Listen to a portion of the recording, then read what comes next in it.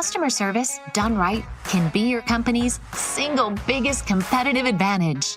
Welcome to the Customer Service Revolution. Join customer service authority and best-selling author John DeJulius as he interviews leaders who are revolutionizing their industries. This is more than a podcast, though. It's a movement. The Customer Service Revolution is a radical overthrow of conventional business mentality designed to transform what customers and employees experience. If you're a revolutionary customer service leader who's ready to stop competing on price and obsessed with building a brand that people cannot live without, this podcast is for you. Welcome to the Customer Service Revolution podcast with John DeJulius.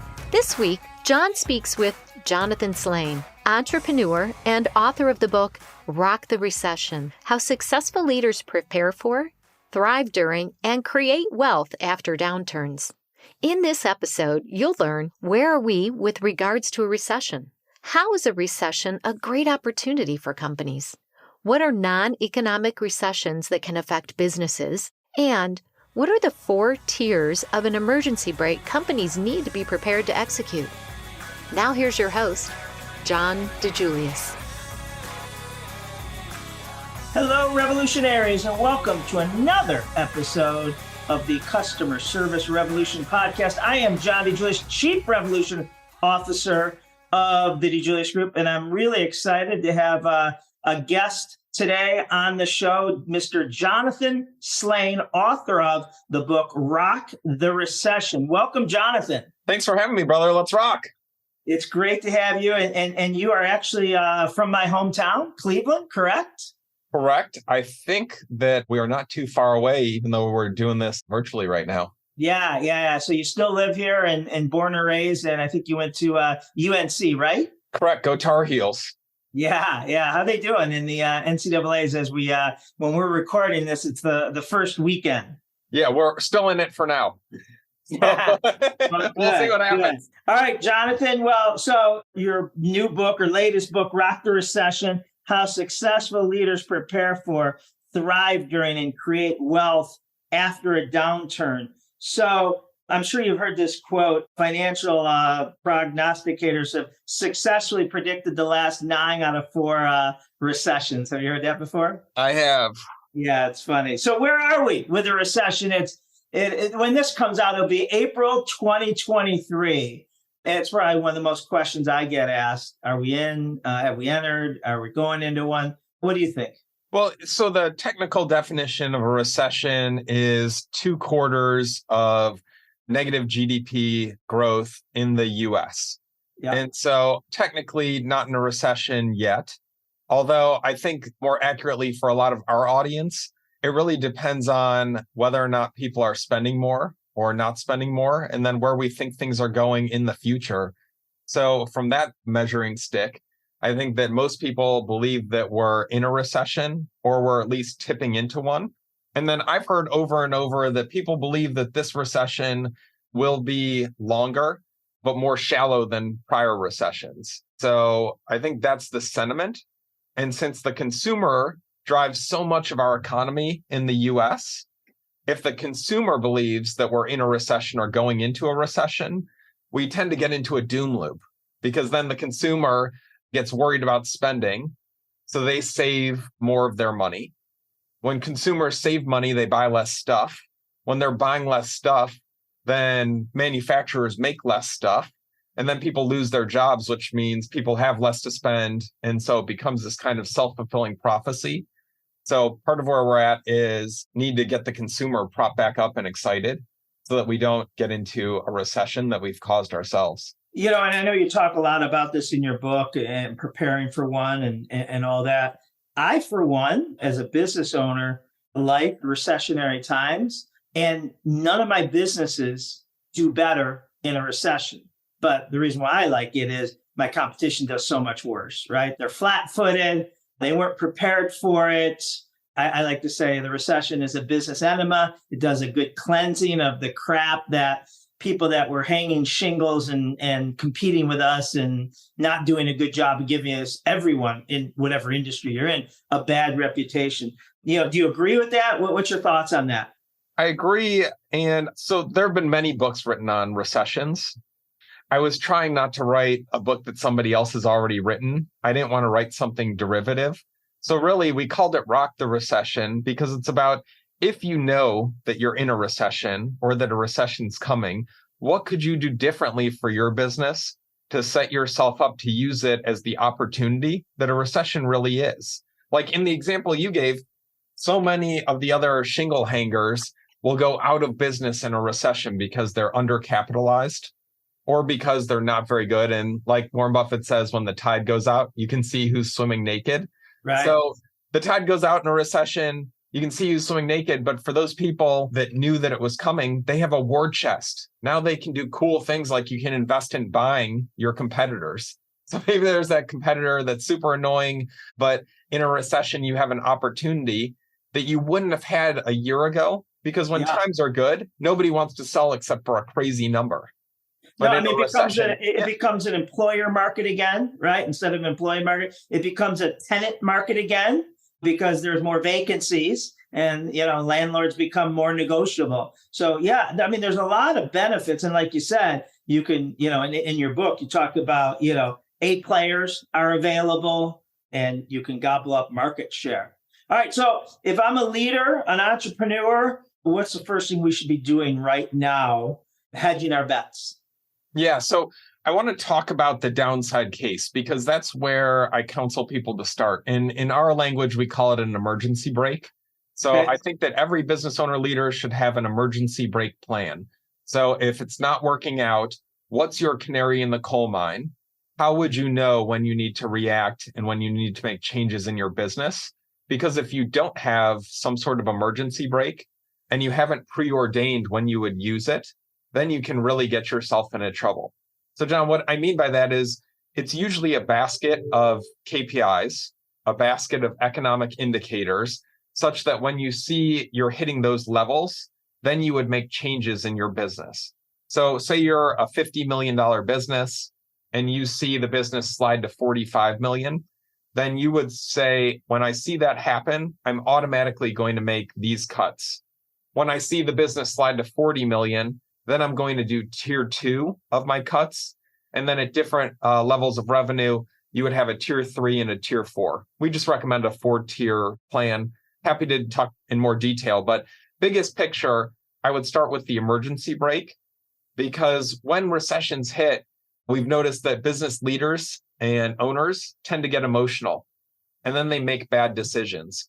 So hard to make good business decisions in the heat of the night when everywhere you turn, the news is announcing that we're in a recession.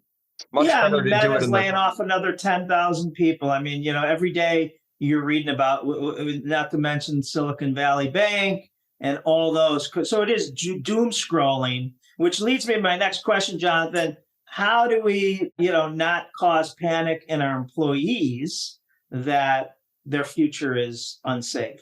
Yeah, I love that because this is one of the 2 things that's super counterintuitive about recessions. And this isn't me speaking anecdotally. We did a bunch of research for the book, and a lot of the research studies, we quote Harvard Business Review case studies, are that transparency is the best way to prevent your employees from panicking. And counterintuitively, most business owners, leaders, they try not to tell their people anything because they're worried that if they mention the R word, that everybody will quit or everybody will panic. When what we find from the research is that the opposite is actually true. The companies that are transparent have better outcomes with recessions than the companies that are not transparent.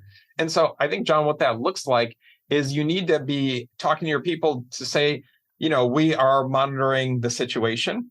In a recession, here are the actions that we would take. We would constantly be updating that. But because you're telling your people that you're thinking about it, it often gives them the ability to then set it aside and understand that at least somebody in the business is thinking about it. And always, always, always, the story that our employees tell themselves is worse than what's actually going on. But if we let them tell the story, then generally it's going to be much worse than what is actually happening. So we need to fill that vacuum as leaders and not let them create the story. I agree with you. I think, all times, but especially in a crisis, you need to be in a certainty business, right? And the highest cause of anxiety is uncertainty. And I don't know if you ever heard, there was a study done. I think I read it, No Rules Rules, a book on Netflix. And they were talking about certainty. And that there was a study where there was a group of people in an auditorium, and whoever was leading, at the front of the group said, listen, in the next half an hour, 50% of you will get an electric shock in your seat. You can wait and see if you're the lucky or unlucky, or you can get it right now, choose to get it right now. And like 80% chose to get it now. So people would rather have bad things than not knowing if and when that will come. And I like what you said. Now, something else that you remind me of, Jonathan, is back in '08 when, we were going through it. One of the, again, benefits was we were able to go to our employees. We bring all our employees in together, and, their spouses had been, some of them had been laid off and cut. So they were expecting bad news. And we weren't doing any of that. We were saying, hey, we need you to work more. We need you to pick up hours. We need you to do things that we should have always been doing.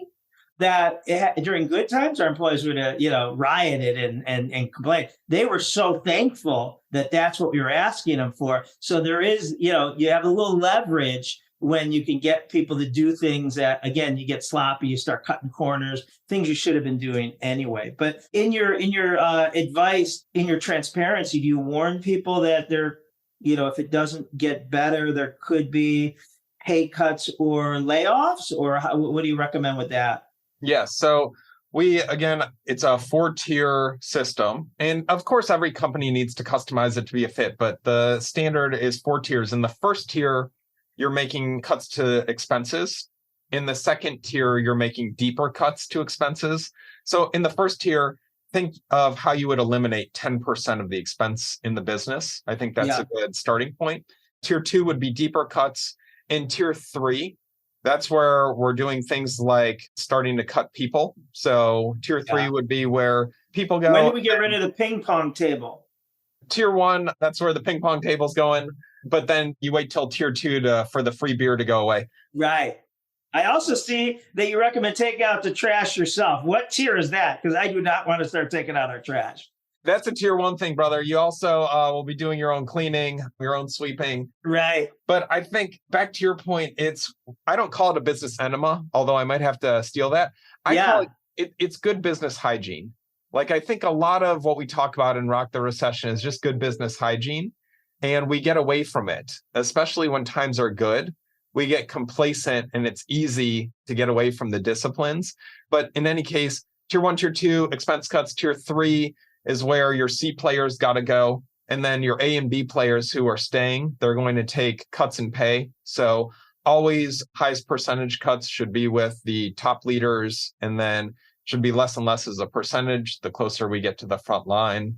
In tier 4, that's where we're recommending tectonic changes to the business that would be necessary in order to save the business. Yeah. And so if you're a multi-unit owner, that might be where you're consolidating to less units. If you have several divisions of the business, that would be the time in tier 4 to shut the ones that have the least contribution margin. Yeah. And then making more changes so that you can come roaring back once the recession has passed if you are sliding. And sometimes it just depends on the industry. It doesn't matter how good you are. If you're a home builder back in the Great Recession, you're going to need to turtle up. And recessions are counterintuitive. So one thing, I don't know if this was your experience with John Roberts, but by the way, we should probably disclose that one of my businesses, Fitness Together, a personal training studio in Chagrin Falls, is right around the corner from one of your very cool. Very cool.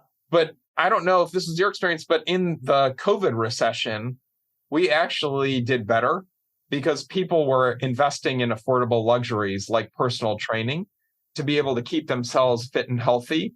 And so I don't know if you saw that a bump in the COVID recession. Were people, doing self-care? It still is. I mean, we call it everything from revenge spending to, you name it. But yeah, it's certainly, and it still is. That business is still feeling positive effects of the pandemic and all that. Yeah. And you're right. Every business is different. Right now, mortgage companies are grasping for oxygen, but usually in the recessionary times, when the interest rates plummet, they, are crushing it. Yeah, I think so. We started with kind of the negative because you asked me what's the first thing I would do Yeah. right now. So Yeah. having a recession plan, I don't think is necessarily a new and novel idea. I think it's just good business hygiene to know what you would do if your industry slowed down. And by the way, John, agnostic of what's going on in the economy, all businesses have recession. Right. It may not be timed with the world economics, but you're 100% right. It could be industry related or, other related. Yeah, like like one of my businesses has been personal training studios. If your best 2 or 3 employees, your best 2 or 3 trainers leave and go start a competing gym, or Yep. your 2 or 3 best stylists leave Yep. and go start a competing salon, then you could be in a recession agnostic of what the 100%. Yeah. economy is doing. That 20% of your sales causes a recession, and that could walk out the door tomorrow. So even for industries that are strong in a macroeconomic recession, still recommend having a recession plan so that if you find out that your CFO embezzled $1 million from the business, then do you have a plan? Can you calmly walk over, break the glass, take out the plan and execute? Or would you get that email or get that phone call and then have to figure out the plan? And that costs you 24 to 48 hours before you can even start to execute the plan, which can be a lifetime in a crisis. So again, it's not just about what the economy is doing, but about thinking through for your own business. Have you done the things to risk mitigate that really don't take that much energy, but really pay a huge ROI if they're needed? Interested in bringing John or the DeJulius Group team to work with your team? Message us today to schedule a keynote, workshop to create your own customer experience action statement, or a full consulting project. Email Claudia@thedejuliusgroup.com to get started. We are talking to Jonathan Slane, co-author of Rock the Recession, How Successful Leaders Prepare for, Thrive During, and Create Wealth After Downturns. Jonathan Slane is an entrepreneur, a business coach. I think the biggest thing that I have found is that, we just get lazy and fat during good times. And I think that's why a lot of people are struggling today, not even economically, but we have just come off maybe one of the longest economic booms in history, right? Almost a little bit more than 12 years, from 2010 to the start of 2022. It was a great stretch, other than the pandemic, depending on how that affects certain industries. But that causes a lot of fat. It causes a lot of not paying attention to waste. It causes a lot of, when the busy bus, I like to call it, it shows up. You cut corners, you're not taking care of the customers like you normally do. And you're probably not taking care of the employees like you normally do, which has now led us to the great resignation and quiet quitting and just a ripple effect of all those things. So I think it is a wake-up call for leaders that, we need to do better. Customers and employees deserve better, and it can't just be about bottom line. But other areas to look at, like waste, like you said, I'm sure that's the level one of the emergency brake. But is it just going over your P&L and taking a microscope to, like you say in your book, subscriptions and just things you just said yes to that hindsight you probably didn't need it. It's a nice to have, maybe. Yeah, I think for tier 1 and tier 2, it's going through the P&L, looking at expenses. And then we recommend in tier 3 that you make a list of every employee at the company and you bucketize them into your A players, your B players, and your C players. The A players, for me, are the ones that if you were going to leave your business and start a competing business, who would be the ones that you would take with you? Right. Who would be the ones where you're like, okay, I would do that, but if I were to go, I would really need to take Caleb with me. I would really need to take Chris with me. Wendy would have to go. Right. Those are your A players. The B players are the ones that are somewhere in the middle. And then the C players are the ones that you wouldn't rehire if they weren't already working for you. Right. And then the point with the B players would be to move them up to an A player or to move them out of the organization. And then if you're in a recession, to finally use that as the last straw where you're going to move the C players along. Not that they're bad people, they're just not the right fit for your organization, and that's fine. But to actually put them in order of descending priority. And then for larger organizations, we have all the managers involved so that they're all ranking the employees as well, so that we can understand where the cuts would happen. Again, you want to make those decisions in the cool, rational light of day, because otherwise what tends to happen is that we're in a recession and now you've got people coming into your office or calling you on Zoom, and they're telling you a sob story about their situation and their family. And then we're making bad decisions because of recency bias, because we're emotional. But if you've already said what you would do when you see those certain indicators happening for your business, then all you have to do is hold yourself accountable to doing what you said you would do if you ever needed to. And I hope that, John, the last thing, I think some people are going to be listening to this going, that guy is cold-hearted. He doesn't get it. He's telling, make a list of my employees. I am hoping that the pain of that exercise means that everybody that's still listening to us will fight like hell to never have to actually use that list. 100%. No, and I know what you mean by it, and I love your quote here, that recessions are opportunities. The only problem is they don't happen very often. I like to say that a recession is a horrible thing to waste, right? Because there's golden opportunities. It's an opportunity to lap your competition. It's also an opportunity to show your employees and your vendors what you're made of. And everyone's watching, right? And they're hearing stories of people that just got let go, via Zoom or via email, and to really show what type of leader you are. And if you do have to make a difficult decision, it should show. You mentioned it earlier, be transparent. Leadership hopefully is taking the first round of pay cuts, foregoing bonuses or anything. And that should be transparent to say, hey, we're not just asking, you to, give up this. It starts with us too. All right. But recession is a heavy topic. It scares people. Let's put some positive spin on this. How can we benefit from it? Yeah. So right before we recorded this, I was talking to one of our clients, and we were talking about how we've wanted to do acquisitions for the past couple of years, but the multiples required were crazy. And I hear this refrain all the time. It's like private equity has stupid money that they're willing to pay. We can't afford to compete against it. And so we've been forced to sit on the sidelines and wait. And right now, and in the future, in a recession, those are great opportunities to actually make some purchases. You get more people that don't want to go through another recessionary cycle that are now willing to sell their business at a more attractive price for the buyers. And so now is the time to pounce. But the problem is that it's hard to buy companies and invest capital when everything is on TV saying that the world is melting down. Right. So that's why, again, part of the whole thesis with Rock the Recession is part of the way you rock the recession is to have a plan so that when you're in a recession, you can have the intestinal fortitude to carry out the purchases, the investments that you said you would make if you had the opportunity. But it's hard to spend when nobody else is spending. It's hard to spend when all the headlines are about, right now we're going through the bank failures is what's currently in the news. So hard to do that, hard to execute on these exciting investments when your business is declining in revenue, but you know that if you just made the investments that you would come roaring out of the recession. So again, if it was easy, every company would just grow and every company would do it. So I think that's one positive spin, John. The other big mistake we see in opportunity in a recession is actually spending on marketing. So most people, that's one of the first expenses they cut is marketing.